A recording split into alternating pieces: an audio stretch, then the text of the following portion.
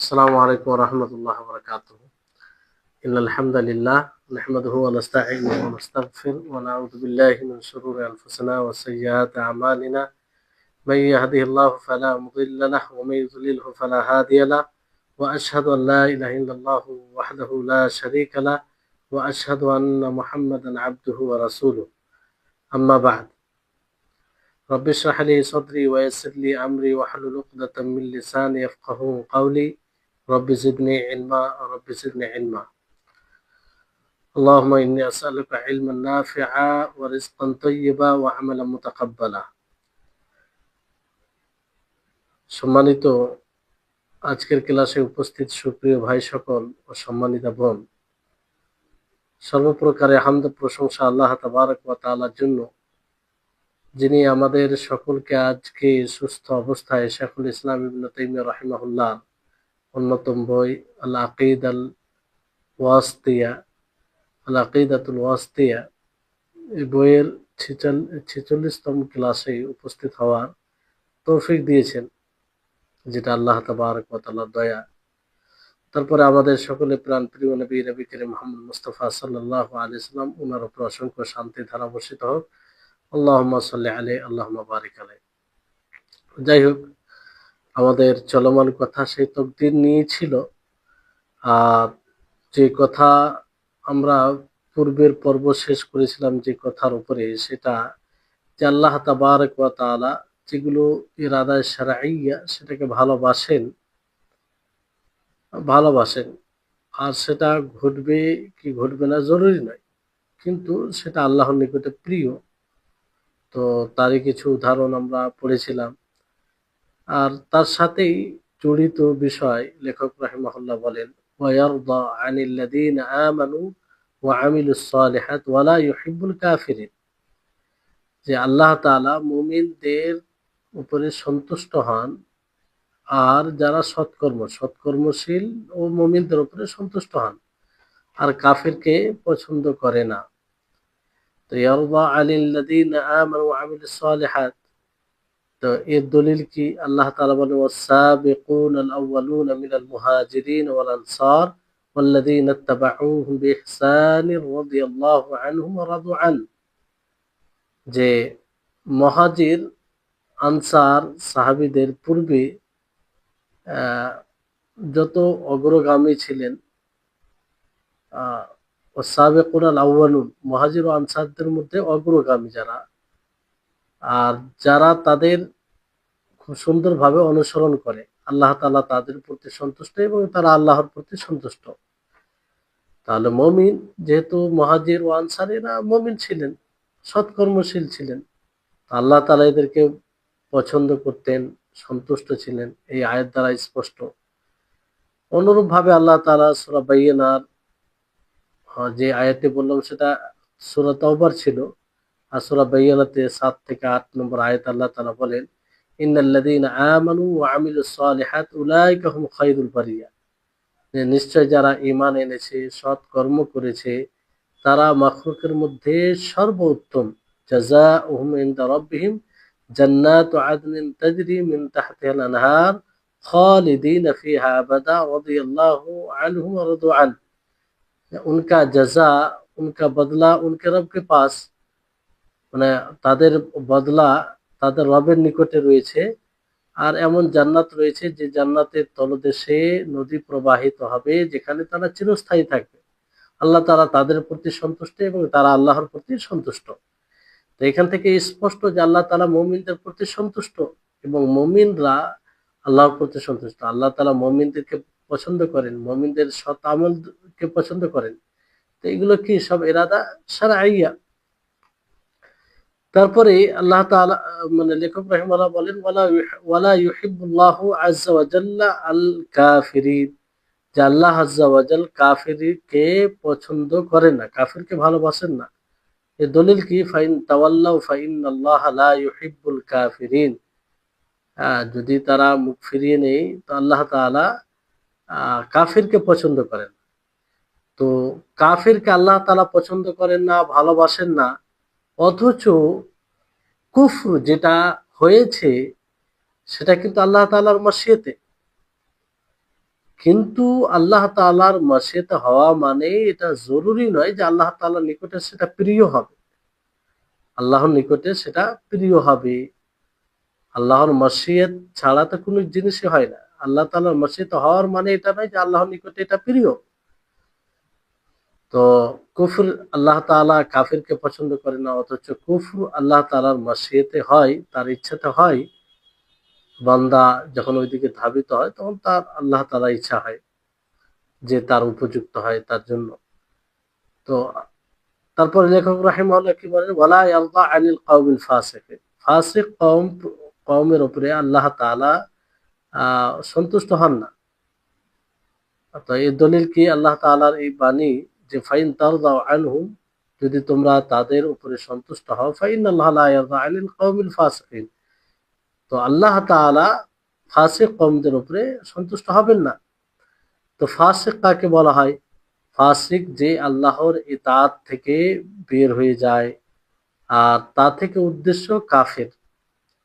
কাফের আর কখনো কখনো এই ফাসিক থেকে আসি গুনাহগার কে উদ্দেশ্য করা হয়। তো এখানে আয়াতে যেটা রয়েছে, কাফির যারা একদম দিন থেকে বের হয়ে যায়।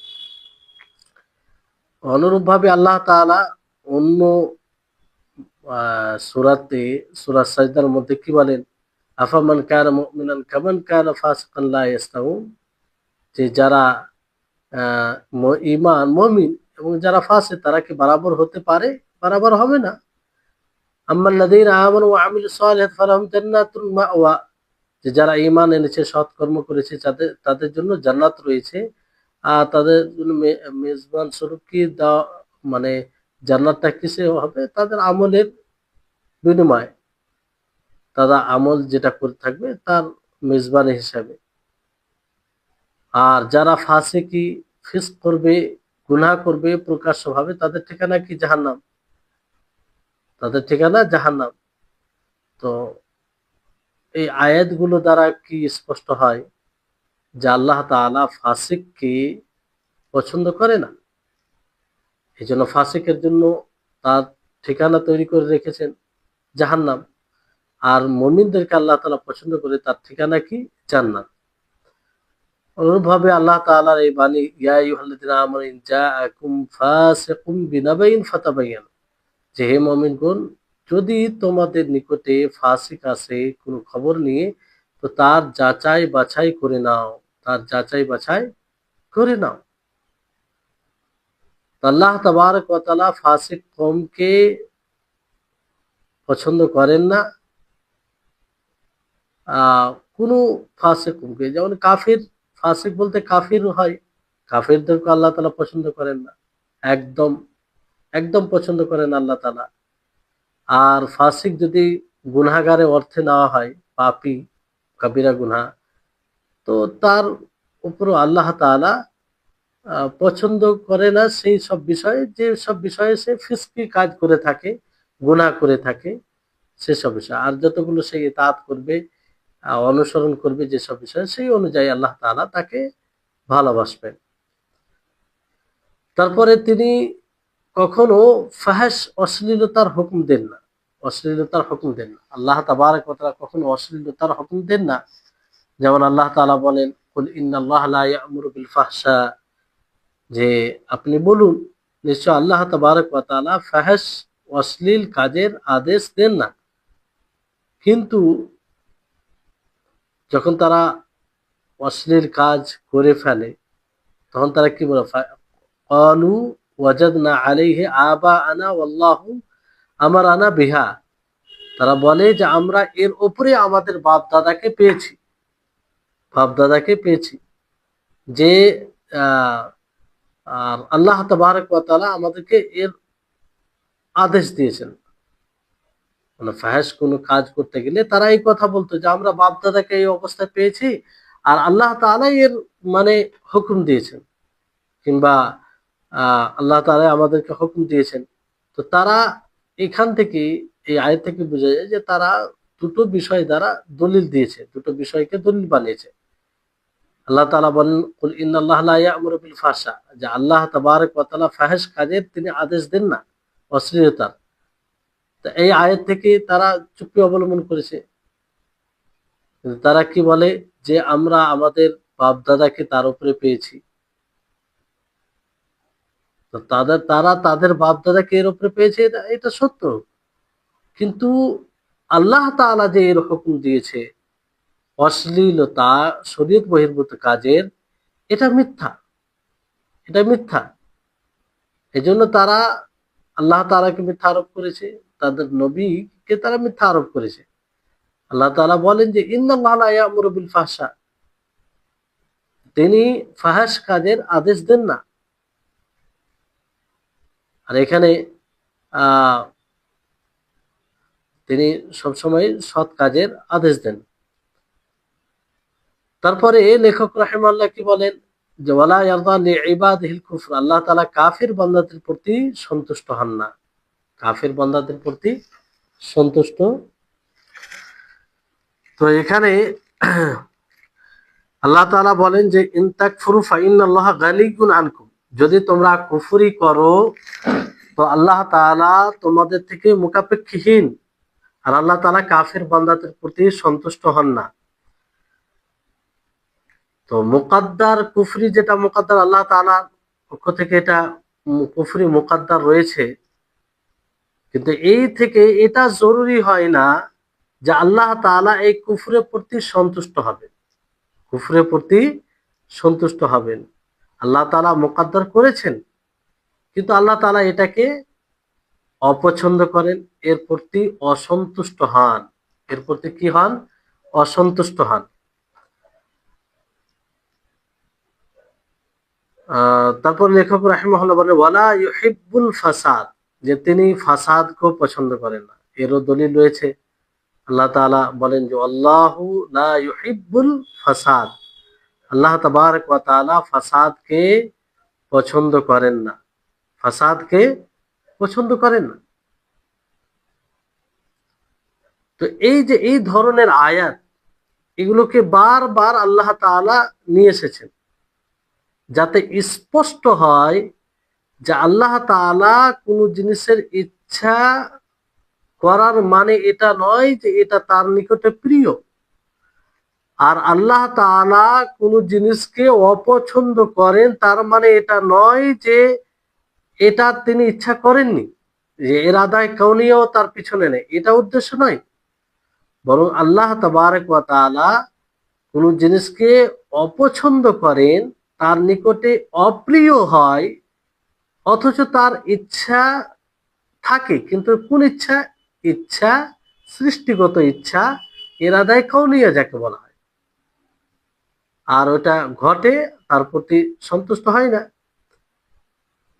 আর শরীয়ত সম্মত যেটা ইচ্ছা,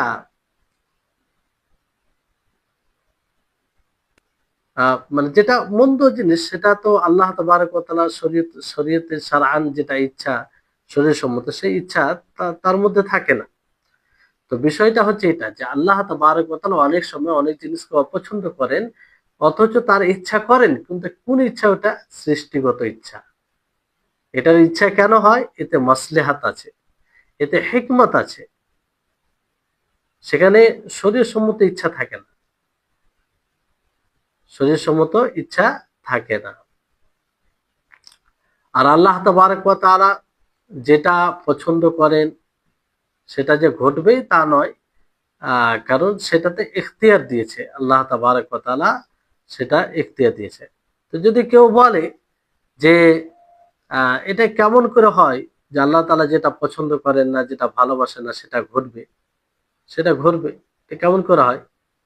তো আর এটা বা কেমন করে হয় যে আল্লাহ যেটা অপছন্দ করবে আর সেটা ঘটে যাবে, অথচ সেটাকে আহ ভালোবাসে না কিংবা পছন্দ করে না। তো বিষয়টা হচ্ছে যে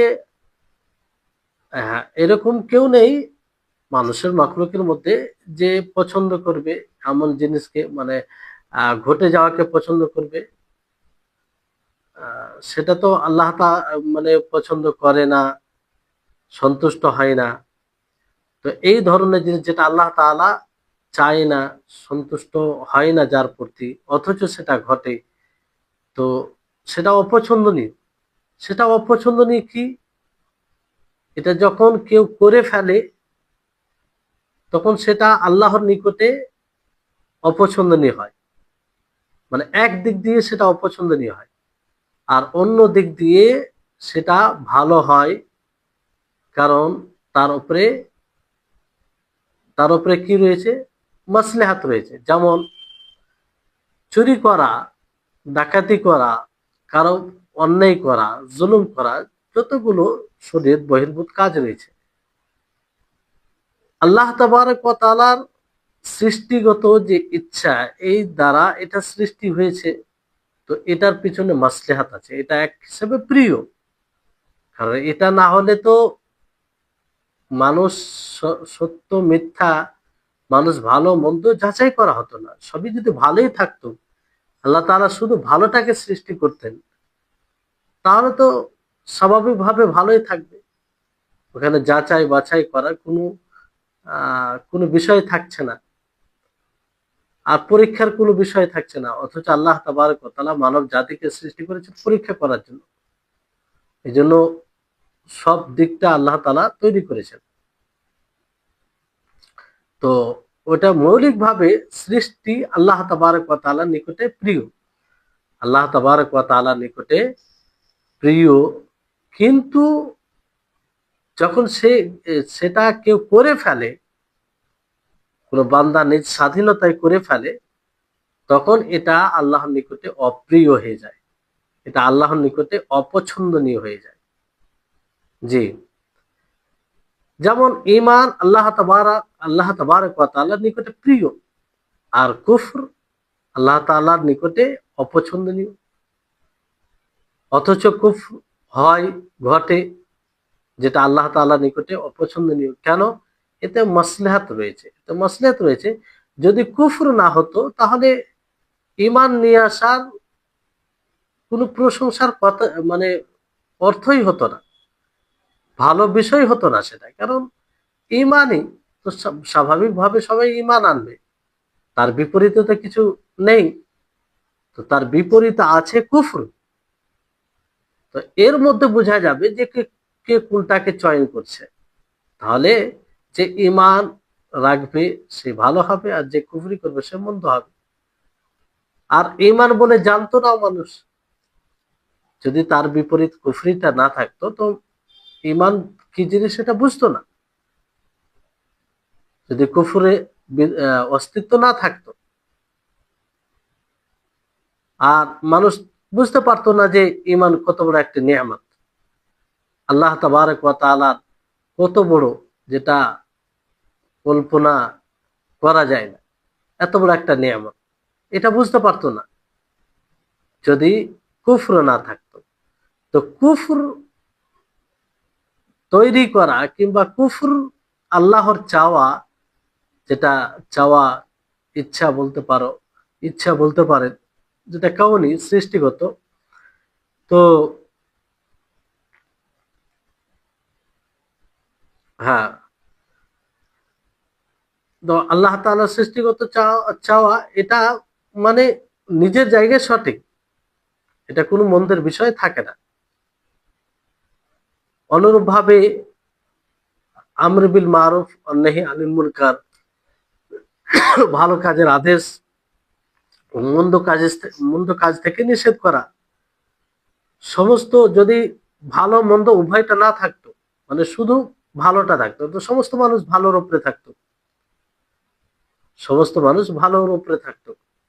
শুধু ঈমান থাকতো, কুফরিটা না থাকতো, তাহলে এখানে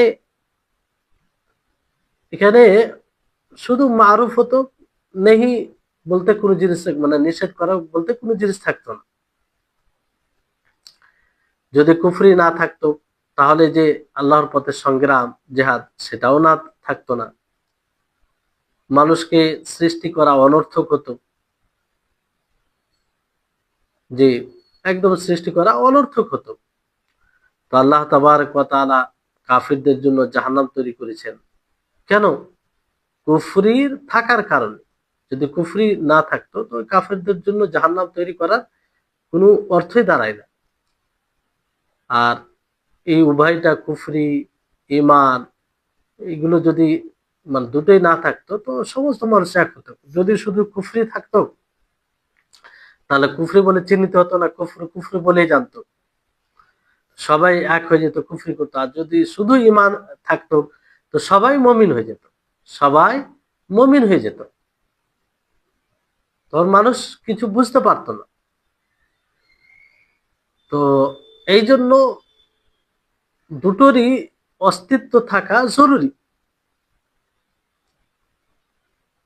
আল্লাহ তাবারক ওয়া তাআলার বন্ধুত্ব সাথে, আল্লাহ তাআলার সাথে বন্ধুত্ব করা, আল্লাহর জন্য ভালোবাসা যেমন এটা, অনুরূপ ভাবে আল্লাহর জন্য কাউকে ঘৃণা করা, আল্লাহর জন্য কারোর শত্রুতা রাখা, তো এটা উভয়টা আছে বলেই তো, যদি শুধু ভালোটা থাকতো তাহলে শুধু আল্লাহ তাআলাকে ভালোবাসার দিক থাকতো, আল্লাহর জন্য ভালোবাসার দিক থাকতো, কিন্তু আল্লাহর জন্য ঘৃণা করা এটা থাকতো না, এটা থাকতো না যদি মন্দ আল্লাহ তাআলা তৈরি না করতেন, মন্দের ইচ্ছা না করতেন। যেমন ধরুন যে মানুষের সুস্থতা এবং অসুস্থতা, মানুষের কাছে সুস্থতা এটা প্রিয় এবং সে এটা চায়, তার মানে স্বভাব মানে এটাই চায় যে সুস্থ থাক। আর আল্লাহ তাবারক ওয়া তাআলা রহমত, এটা পবিত্র, কিন্তু মার যে অসুখ এটা মানুষের কাছে অপছন্দনীয়। কখনো আল্লাহ তাআলার পক্ষ থেকে এটা আযাব হয়, শাস্তি হয়, ঘটে এটা আল্লাহ তাবারক ওয়া তাআলার ইচ্ছাতে, কারণ এতে মাসলিহাত রয়েছে, এতে মাসলিহাত রয়েছে। যদি এই অসুস্থতা না থাকতো তা মানুষ সুস্থতার গুরুত্বই বুঝতে পারতো না, মানুষ সুস্থতার গুরুত্বই বুঝতে পারতো না, সুস্থতা যে একটি নেয়ামত এটা বুঝতে পারতো না। কারণ অসুখ বলতে কিছু যখন না থাকতো তো সুস্থতা বলতে কি জানতো সুস্থ, কিন্তু এটা নেয়ামত বলে মানে অনুধাবন করতে পারতো না। তার বিপরীত আছে বলেই যখন মানুষ সুস্থ থাকে তখন সেই নেয়ামতটা বুঝতে পারে। এটাই হচ্ছে মাসলাক, সুস্থতার বিপরীতে অসুস্থতা। এই জন্য আল্লাহ, দেখবেন অনেক মানুষ রয়েছে যাদের উপরে আল্লাহ তাআলা শারীরিক নেয়ামতকে পূর্ণ করেছেন, আর্থিক নেয়ামতকে, আর সন্তানও দিয়েছেন, বাড়ি ঘর সবকিছু দিয়েছেন।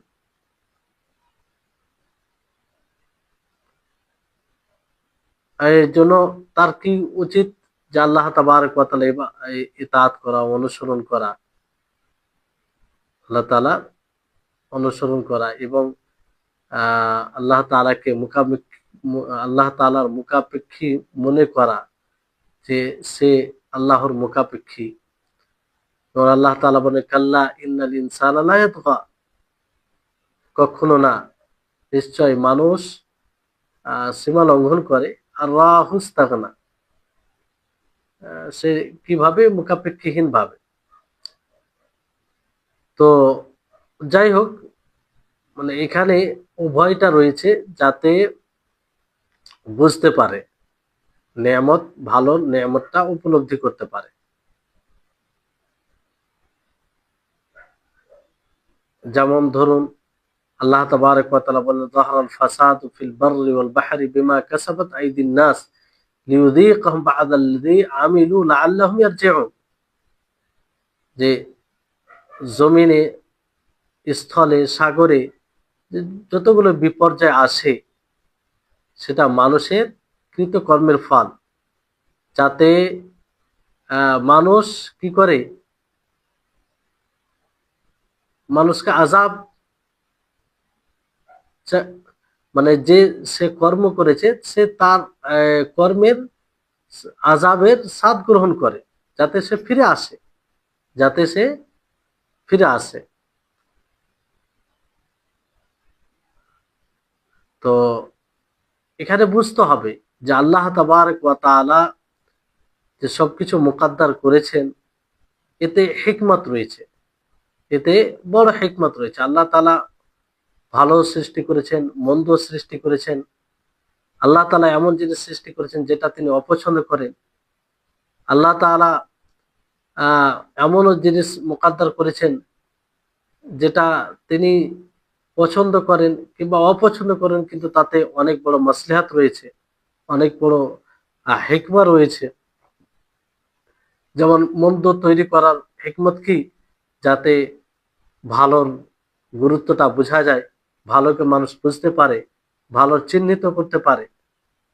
পরীক্ষা, যেটা আল্লাহ তাবারক ওয়া তাআলা যে উদ্দেশ্যে মানুষকে দুনিয়াতে দুনিয়াতে পাঠিয়েছে সেটা বাস্তবায়ন হয়।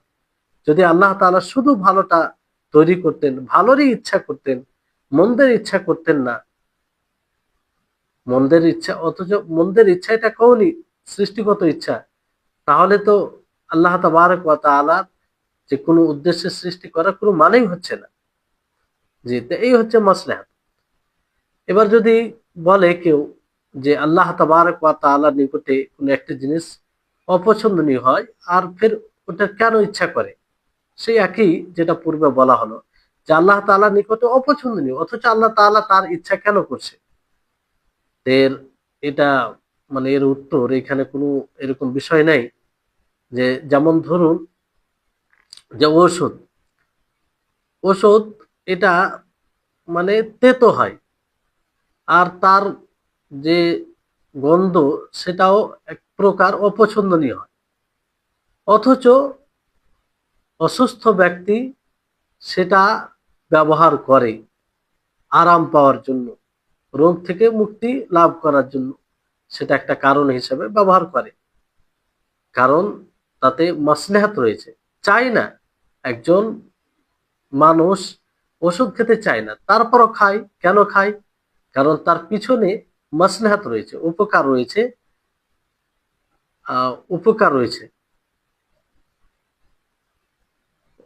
এজন্য দেখবেন যে কোনো পিতা ছেলেকে ধরে, মানে অসুস্থ যদি ছেলে হয় তাকে ধরে কি করায়?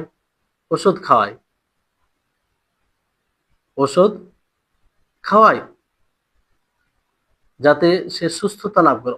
অথচ সে চায় না, অথচ সে চায় না। কিংবা অনেক সময় দেখবেন যে কোনো এরকম যদি অসুখ হয়, যে অসুখে হয়তো লোহা গরম করে দিলে সেটা ভালো হবে, সেটা দেই, সেটা সেই ছেলেটাও অপছন্দ করে, আর তার বাবাও অপছন্দ করে, তারপরে দেই। কেন? এর পিছনে মাসলেহাত আছে, যে এটা করলে ভালো হবে। তো আল্লাহ তাবারক ওয়া তাআলা তিনি একটা জিনিসকে অপছন্দ করেন, তারপরেও সৃষ্টি করেছেন, তো তার পিছনে মাসলেহাত। আমরা এর উপরে কিয়াস অনুমান করতে পারি না মাখলুকের জিনিসের উপরে, মাখলুকের উপরে, কিন্তু আমরা বুঝতে পারি যে দুনিয়াতে প্রত্যেকটা, যেমন একজন মানুষ না চেয়েও ওষুধ খায়, তার এটা ইচ্ছা থাকে না কোনোভাবেই, কিন্তু এর পিছনে যেহেতু হিকমত রয়েছে, মাসলেহাত রয়েছে, ফলে খায়। তো আল্লাহ তাবারক ওয়া তাআলা তিনি মন্দকে সৃষ্টি করেছেন, যেটাকে তিনি অপছন্দ করেন, অপছন্দ করেন, কারণ এর পিছনে মাসলেহাত আছে, এর পিছনে বড় উদ্দেশ্য, হিকমা রয়েছে। জি,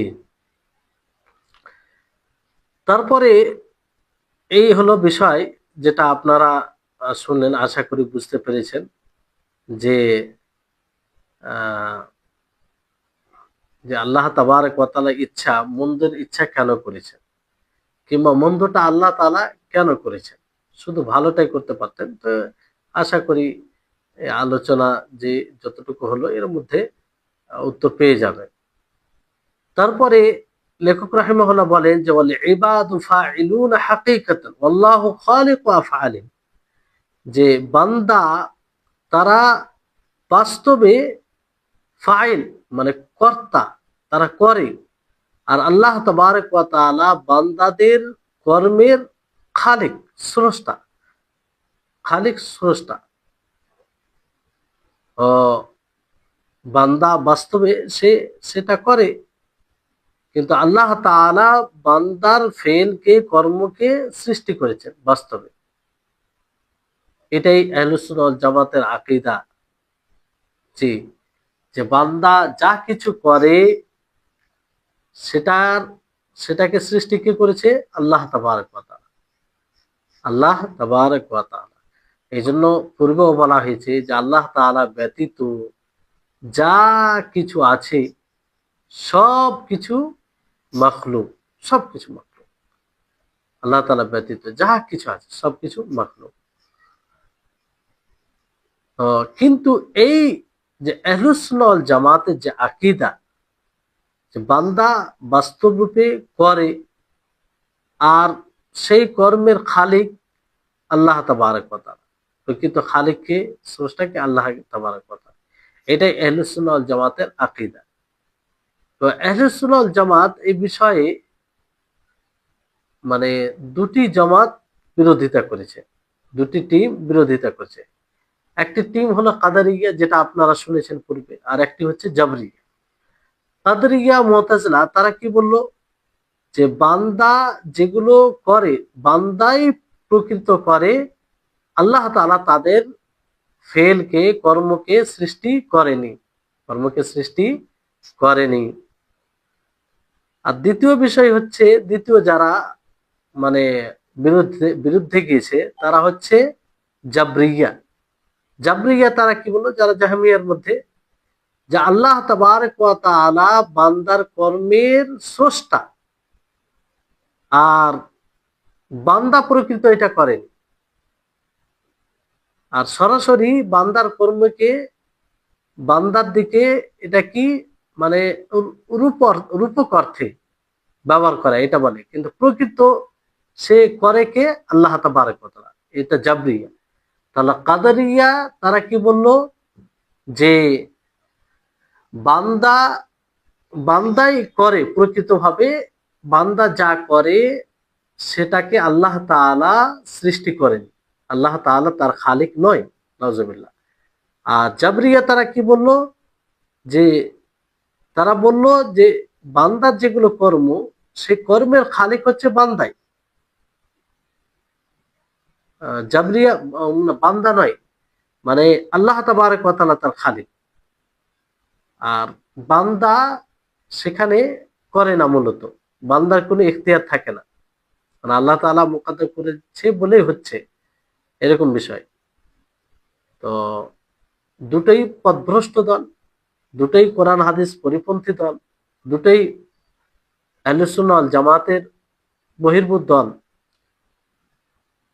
আর এই দুটো দলের কথা শুনে আপনারা বুঝতে পারছেন যে এটা বাতিল। কারণ যখন বলবে যে বান্দা যা কাজ করে এটা মূলত বান্দাই করে না, মানে আল্লাহ তাবারক ওয়া তাআলাই করে, বান্দার কোনো ইখতিয়ার থাকে না, তখন এটা কোন আকীদা নিয়ে যাবে? ওয়াহদাতুল ওজুদ, যেটা বড় কুফরি আকীদা, যে মাখলুকই হচ্ছে আল্লাহ, মাখলুকই হচ্ছে আল্লাহ।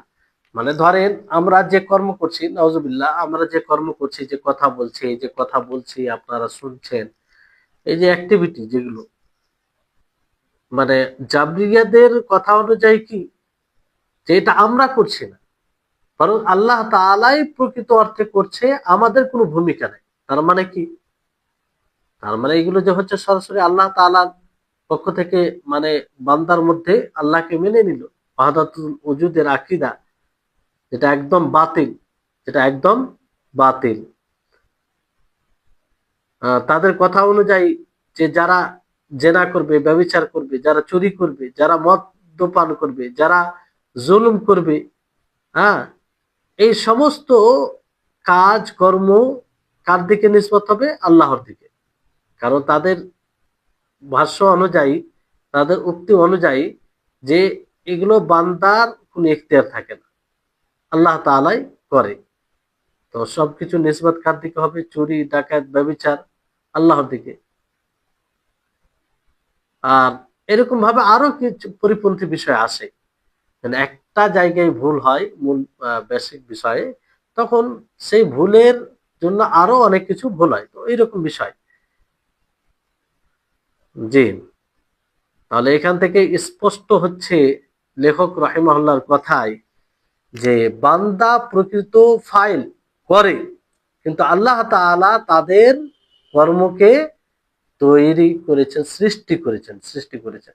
আমরা কথা বলি, আমরা দেখি, কিংবা আমরা পড়ি, আমরা যাই করি না কেন, এটা আমরা প্রকৃত অর্থে করি, কিন্তু এটা স্রষ্টাকে আল্লাহ তাবারক ওয়া তাআলা, এটা স্রষ্টাকে আল্লাহ তাবারক ওয়া তাআলা। এটা হচ্ছে আহলুস সুন্নাহ ওয়াল জামাতের আকীদা, যেটা জাবরিয়া ও কাদরিয়াদের উপরে খণ্ডন করা হয়েছে। কারণ জাবরিয়া তারা বলে যে বান্দা বাধ্য, বান্দার কোনো ইখতিয়ার থাকে না, মানে আল্লাহ বান্দা কোনো ইখতিয়ারে কিছু করে না। তো এটা খন্ড হচ্ছে আহলুস সুন্নাহ ওয়াল জামাতের যেটা আকীদা, সেই দ্বারা আহলুস সুন্নাহ ওয়াল জামাতে কি বলেন যে বান্দা প্রকৃত অর্থে করে, কিন্তু সেই কর্মের খালিককে আল্লাহ তাবারক ওয়া তাআলা, সেই কর্মের খালিককে আল্লাহ তাবারক ওয়া তাআলা।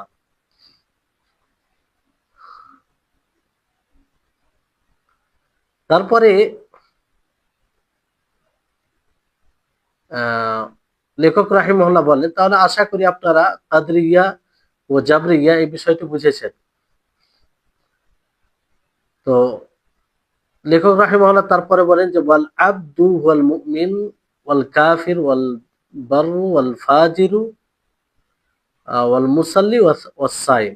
যে আবদ বান্দা হয় মুমিন, সে মুমিন হতে পারে, কাফির হতে পারে, সৎ হতে পারে, ফাজির হতে পারে, মুসাল্লি হতে পারে, সাইম হতে পারে। মানে ইমানের সাথে গুণ করে, গুণান্বিত করে ও কুফর। আর এখানে লেখক রহিমাল্লাহ কি কি বলেছেন যে ইমান, কুফর, সৎ, বীর, আর ফুজুর, সালাত, সিয়াম, এগুলো বান্দার গুণ। বান্দা যেটা করবে সেই গুণে গুণান্বিত হবে, অন্য কারো জন্য নয়। মুমিন, কাফির, কাফির মুমিনরা কি হবে? বার, সৎশীল হবে, সৎ সৎ হবে। কাফেররা ফাজের হবে।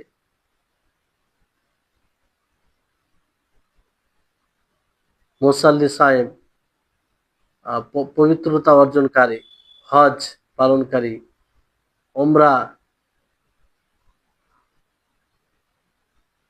এগুলো সব কিছু যে যা দ্বারা গুণান্বিত করেছে তার কর্মের ফলে, তার কর্মের ফলে। তো এখানে একরকম ভাবে জাবরিয়াদের উপরে খণ্ডন করা হয়েছে। কারণ জাবরিয়াদের আকীদা কি? জাবরিয়াদের আকীদা হচ্ছে যে বান্দা যা কিছু করে তার কোনো ইখতিয়ার নেই, আল্লাহ তাআলার পক্ষ থেকেই হয়, আল্লাহ তাআলার পক্ষ থেকে হয়। অথচ আহ বান্দা কেউ মুমিন হয়, কেউ কাফির হয়, কেউ আহ সৎ হয়, ফাজির হয়, মুসাল্লি হয়, আবার কেউ মুতাবির হয়। তো যদি এটা বান্দার নিজের কর্ম না হতো, তার স্বাধীনতা তার না থাকতো, তাহলে এটা তাকে বলা লাভ কি ছিল যে কে মুমিন, কে ফাসিক, কে সৎশীল, কে মুসাল্লি, কে সায়েম? কারণ আল্লাহ তাআলা তো মানে তাদের কথা অনুযায়ী, জাবরিয়াতের উক্তি অনুযায়ী, যে আল্লাহ তাআলা তো তাদেরকে বাধ্য করেছেন। তো আল্লাহ তাআলা যে কাজের জন্য বাধ্য করেছেন, ওটার ভিত্তিতে কাউকে ফাসিক, ফাজির বলার কোনো মানেই দাঁড়ায় না, কোনো অর্থই দাঁড়ায় না। কারণ ওটা তো তাদের কৃতিত্ব নয়, তারা তো কিছু করেনি। ফলে তাদের এই ধারণা সঠিক নয়, তাদের এই ধারণা সঠিক নয়। আমরা কাউকে আহ কারো ক্ষেত্রে মুসাল্লি বলি, কারো ক্ষেত্রে কেউ মুসাল্লি হয়, কেউ ফাজির হয়, কেউ সাইম হয়। এটা কি? যখন যে যেটা করে ওই হিসাবে তাকে বলা যায়, বলা হয়। তো এতে যদি বান্দার স্বতন্ত্র তার নিজের কিছু না থাকে, এখতিয়ার না থাকে, তাহলে এগুলো নামে গুণান্বিত করে তাকে কি লাভ? তো যাই হোক, এগুলো দ্বারাও জাবরিয়াদের উপরে খণ্ডন হচ্ছে। তারপরে বিষয় হচ্ছে যে উবুদিয়ত। উবুদিয়ত থেকে কি উদ্দেশ্য? উবুদিয়ত একটা আম্মা হয় ব্যাপকভাবে, আর একটা উবুদিয়া খাস হয়, আম ও খাস হয়। আম্মা যেমন আল্লাহ তাবারক ওয়া তাআলার নিকটে নত হওয়া, কৌলি ভাবে, সৃষ্টিগত ভাবে। সৃষ্টিগত ভাবে সকলেই আল্লাহর কাছে নত, সকলে আল্লাহর কাছে নত। যেমন আল্লাহ তাবারক ওয়া তাআলা কি বলেন, ইন কুল্লু মান ফিস সামাওয়াতি ওয়াল আরদি ইল্লা আতির রহমানি আবদা, যে আসমান ও জমিনে যা কিছু আছে সবাই আল্লাহর নিকটে বান্দা হয়ে আসবে, গোলাম হয়ে আসবে। আল্লাহর নিকটে ঝুঁকে ঝুঁকে যাওয়া, আল্লাহর হুকুমের সামনে ঝুঁকে যাওয়া, এটা আম অর্থে উবুদিয়ত, আর এটা সকলের মধ্যে রয়েছে। কিন্তু উবুদিয়তে খাসা এর আগে আলোচনা হয়েছে। উবুদিয়তে খাসা কাকে বলা হয়? যে আল্লাহ তাবারক ওয়া তাআলার শারঈ বিধানের জন্য নত হওয়া। আর এটা মুমিনদের সাথে খাস, মুমিনরাই, মুমিনদের মধ্যেই এটা থাকে, অন্যদের মধ্যে থাকে না, অন্যদের মধ্যে থাকে না।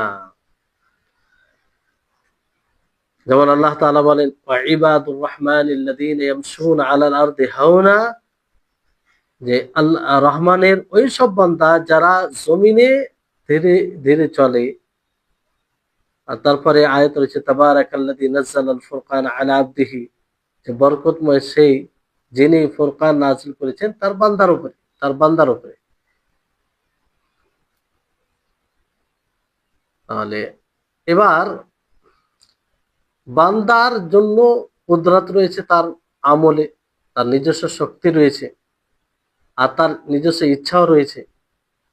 আর আল্লাহ তাআলা তাদেরকে সৃষ্টি করেছেন, মানুষকে সৃষ্টি করেছেন, মাখলুককে সৃষ্টি করেছেন। মাখলুকের মধ্যে যে কুদরত রয়েছে, শক্তি রয়েছে করার, সেটাকেও সৃষ্টি করেছেন। মাখলুকের মধ্যে যে সংকল্প, ইচ্ছা, ইরাদা আছে, এটাকেও আল্লাহ তাআলা সৃষ্টি করেছেন। তাহলে বান্দার, লেখক রাহিমাহুল্লাহ কি বলছেন, যে ওয়ালিল ইবাদি কুদরাতুন আলা আমালি, যে বান্দাদের জন্য তাদের আমল উপরে কুদরত রয়েছে, মানে বান্দা যা আমল করে সে আমলের উপরে তাদের কি শক্তি রয়েছে, তারা নিজ শক্তিতে করে, তাদের নিজস্ব ইচ্ছা রয়েছে, ইচ্ছাতে করে। কিন্তু আল্লাহ তাবারক ওয়া তাআলা তাদের আমলকে সৃষ্টি করেছেন, তাদের কুদরতকে সৃষ্টি করেছেন, এবং ইচ্ছাকেও।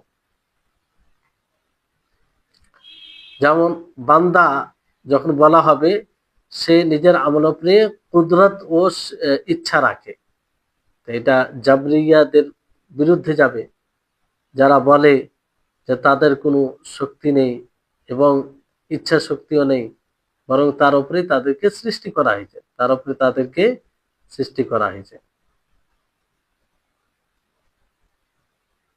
তো এটার বিপরীত যাচ্ছে, কারণ ওইখানে সরাসরি কি বলছে, যে বান্দার তার আমলে উপরে কুদরত রয়েছে এবং তার ইচ্ছা রয়েছে, যেটা জাবরিয়াদের বিপরীত। ওয়াল্লাহু খালিকুহুম ওয়া খালিকু ইরাদাতিহিম ওয়া কুদরাতিহিম, যে আল্লাহ তাবারক ওয়া তাআলা তাদের খালিক, স্রষ্টা, এবং তাদের ইচ্ছার খালিক, স্রষ্টা, এবং তাদের কুদরত, যে শক্তি, সেটারও তিনি খালিক, স্রষ্টা। ওইসব, মানে ওইসব ব্যক্তি কাদরিয়াদের বিরুদ্ধে যারা কি বলে যে আল্লাহ তাআলা বান্দার ফেলে খালিক নয়, না বান্দার ইচ্ছার স্রষ্টা, না বান্দার কুদরতের স্রষ্টা। জি, কাদরিয়ারা বলে, কাদরিয়ারা কি বলে, কাদরিয়ারা বলে যে মানুষ যা করে সেটা তারা নিজেরাই করে, আল্লাহ তাবারক ওয়া তাআলা এর খালিক নয়। যেমন ধরুন, নাউজুবিল্লাহ, বোঝানোর জন্য আপনাদেরকে বলছি, যে আমি কথা বলছি, হাত নড়াচড়া করছি, তো এই যে কথা বলা, এটা কাদরিয়াদের ভাষ্য অনুযায়ী এখানে আল্লাহর কোনো ভূমিকা থাকে না। আমরা আমরা নিজেরাই কথা বলছি, মানে এই কথা যে বলি কিংবা যা করছি, আহ হাতে নড়াচড়া করছি কিংবা হাত দ্বারা কিছু ধরছি, এই সবগুলো তাদের ভাষ্য অনুযায়ী কি, যে মানুষই করে, এটা আল্লাহ তাবারক ওয়া তাআলার কোনো এখানে সৃষ্টির বিষয় আসে না। এত বড় ভয়ঙ্কর এটা মানে আকীদা আর কি। তো লেখক রাহিমাহুল্লাহ এই ইবারত দ্বারা মানে স্পষ্ট করেছেন যে একদিক দিয়ে বান্দার ফেল আল্লাহ তাবারক ওয়া তাআলার মাখলুক। কারণ বান্দার যেটা ফেল এটা মানে কার থেকে হয়? কুদরত মানে শক্তি এবং ইচ্ছা থেকে। যে কোনো বান্দা কাজ করে তখন তার শক্তি এবং তার ইচ্ছা থেকে। আর এই শক্তি ইচ্ছাকে কে সৃষ্টি করেছে? কে সৃষ্টি করেছে? আল্লাহ তাবারক ওয়া তাআলা। ফলে মাখলুকের কাছ থেকে যা বের হবে সেটাই মাখলুক হবে, সেটা মাখলুক হবে। তার মানে একমাত্র কার মাখলুক? আল্লাহ তাবারক ওয়া তাআলা।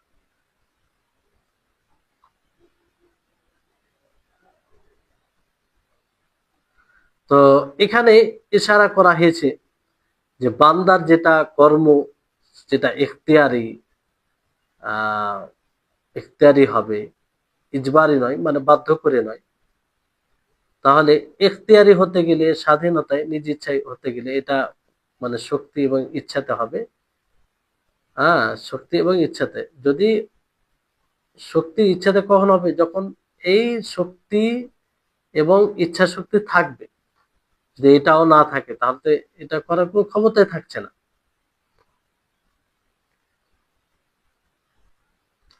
তাহলে আশা করি আপনারা বুঝতে পারছেন বিষয়টি। আর এই জন্য পরবর্তীতে অনেকগুলো দলিলও দেওয়া হয়েছে। যেমন লেখক রাহিমাহুল্লাহ তিনি আয়াতটি নিয়ে এসেছেন, লিমান শাহ মিনকুম আইয়াস্তাকিম, তোমাদের মধ্যে যে চাইবে সে সরল পথে আসুক। ওমা তাশাউনা ইল্লা আইয়াশা আল্লাহু রাব্বুল আলামিন। আর তোমরা চাও না কিন্তু আল্লাহ তাআলা যিনি পুরো বিশ্বজাহানের রব তিনি চান। আল্লাহ তাবারক ওয়া তাআলা যতক্ষণ চাইবে না ততক্ষণ কিছু হবে না। অনুরূপভাবে জাবরিয়াদের উপরে রাদ করা হচ্ছে যে আয়াত দ্বারা, আল্লাহ তাআলা বলেন লিমান শাআ মিনকুম আইয়াস্তাকিম, তোমাদের মধ্যে যার ইচ্ছা সে সরল পথে আসুক, সঠিক হোক। এটা জাবরিয়াদের উপরে খণ্ডন। কেন?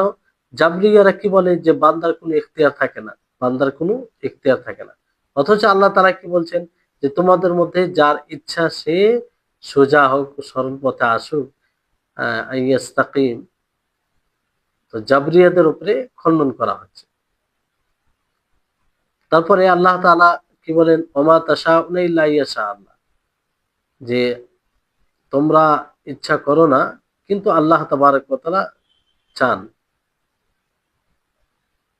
তো এখানেও ইচ্ছা একমাত্র কি, মানে এই আয়াত দ্বারা কাদরিয়াদের উপরে রাদ করা হয়েছে। কারণ কাদরিয়ারা কি বলে? কাদরিয়ারা বলে এটা যে বান্দা যা কাজ করে এটা সেই কাজটা আল্লাহ তাআলার সৃষ্টি নয়, সেটা বান্দারই এটা কর্ম। অথচ আল্লাহ তাআলা কি বলছেন? ওয়ামা তাশাউনা ইল্লা ইয়াশা আল্লাহ, যে তোমরা ইচ্ছা করবে না কিন্তু আল্লাহ তাআলা চাইবে। মানে আল্লাহ তাআলার ইচ্ছা ব্যতীত কিছুই হবে না। তো কাদরিয়াদের যে ধারণা, যে আকীদা, ওটা কি করে ঠিক হতে পারে? তারা তো বলে যে বান্দা যা কাজ করে আল্লাহ তাআলার কিছুই থাকে না সেখানে, সেটা বান্দার আমল, বান্দাই সে আমলের স্রষ্টা। তো এই হচ্ছে বিষয়। আশা করি আপনারা বুঝতে পেরেছেন। ইনশাআল্লাহ এর পরবর্তীতে যে এর সাথে জড়িত বিষয় রয়েছে আগামী ক্লাসে আমরা পড়ব। তো খুব এইগুলো বিষয় সূক্ষ্ম বিষয়, ভালোভাবে বোঝার আমাদেরকে চেষ্টা করতে হবে। আল্লাহ তাআলা যেন আমাদের সকলকে বুঝার এবং আমাদের ব্রেনকে বৃদ্ধি করেন, যাতে আমরা সহজে বুঝতে পারি। আর যেটুকু সময় দিচ্ছি আর এই সময় দেওয়ার মাধ্যমে যেটুকু জ্ঞান পাচ্ছি যেন সেটা আমাদের সকলের জন্য কল্যাণকর হয়। আহ সকলের জন্য যেন এটা উপকারী জ্ঞান হিসাবে এটা গ্রহণ হয়। আল্লাহ তাআলা তৌফিক দান করুন। ওয়া আখির দাওয়ানা আনিল হামদুলিল্লাহি রাব্বিল আলামিন। আসসালামু আলাইকুম ওয়া রাহমাতুল্লাহি ওয়া বারাকাতুহু।